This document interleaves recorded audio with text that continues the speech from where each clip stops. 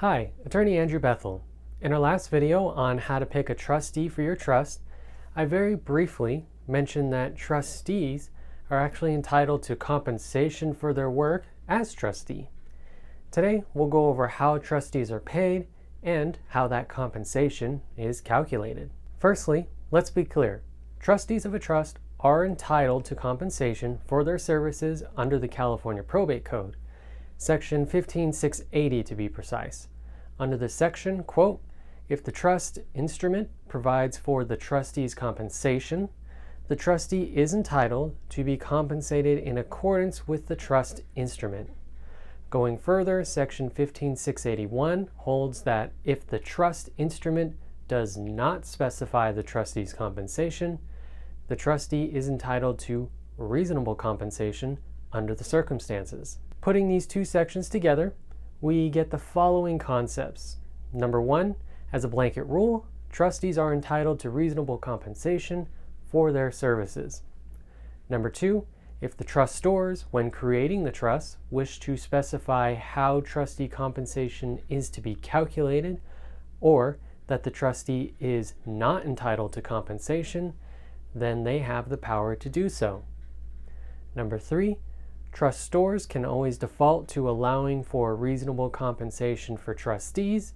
And finally, number four, though not specifically referenced in the sections I quoted, just know that a probate court can always modify trustee compensation where they see cause to do so. Keep in mind, there are other code sections in the probate code on trustee compensation, such as the allowance for additional compensation where appropriate and equitable, or a limiting of fees if they are unreasonably high.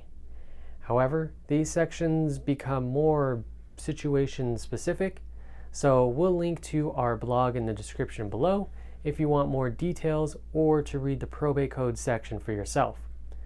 Otherwise, let's dive into trustee compensation as it applies to the vast majority of cases. There are generally two methods by which trustee compensation is calculated: hourly and percentage-based. We'll start with hourly, since it's probably the first method you may have thought about. If a trustee elects to charge an hourly rate, they'll usually look to what the market hourly rate for bookkeeping or accounting services are in the area and use that as a baseline. However, if you or someone you know ever operated as a trustee of a trust, then you or they know that being a trustee is much more than simply closing down bank accounts, collecting money, and handing out checks and accounting ledgers to everyone. Even in a relatively simple estate, one house, two bank accounts, and equal to two kids, for example, closing down an estate is a lot of work. They are contacting beneficiaries, they're selling or distributing personal property, they're selling real estate, going to banks, talking to creditors, and much more. It can become a full-time job, and you can easily rack up a lot of hours or just simply lose track of them by the end of it all. Due to this, we don't see trustees charging hourly very often, almost never to be honest. Instead, most trustees elect to simply receive a percentage-based compensation. This is usually a percentage of the assets under management, as in the real estate and money in the estate. And this is often anywhere between 1 and 2% depending on how difficult the administration was.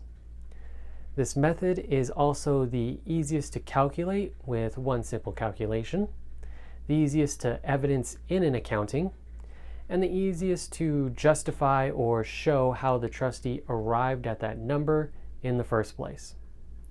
Remember, a trustee has to account to the beneficiaries, so each beneficiary is entitled to know what the trustee compensation was and how it was ultimately determined.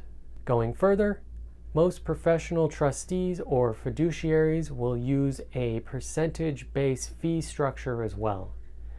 Depending on the sophistication of the particular company or professional trustee, they may have a tiered system where the larger the estate, the lower the percentage charged in a manner similar to how our personal income taxes are structured.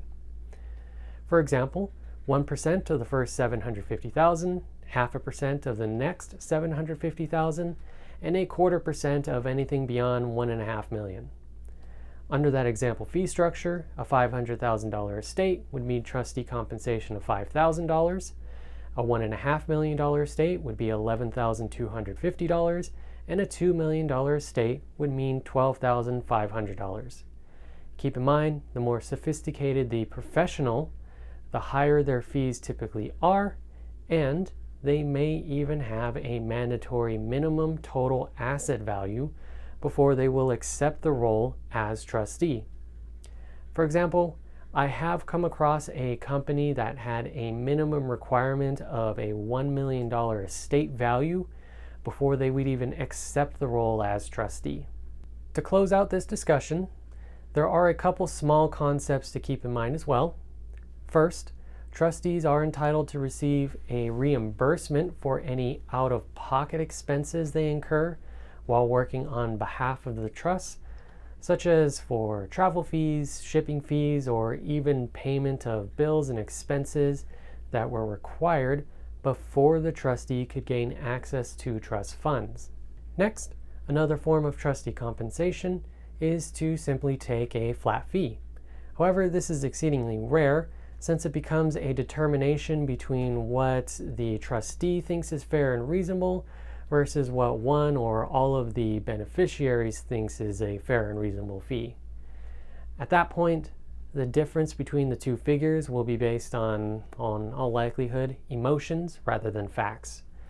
Using an hourly or percentage-based fee structure makes the manner by which the fees are calculated fairly clear and open.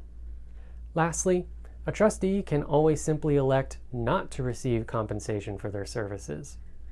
Oftentimes, when a beneficiary is also the trustee, something that is legally allowed, they elect not to receive compensation since it would only slightly reduce their inheritance and mean taxable income to them, thus increasing their own personal tax liability.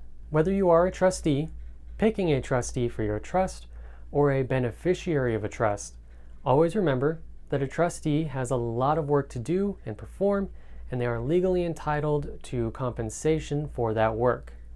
One of the biggest fights I see in trust administrations is over trustee compensation, especially where there is a beneficiary who either didn't know a trustee could be compensated, or where they feel they are entitled to that money and that the trustee is just gouging the trust estate.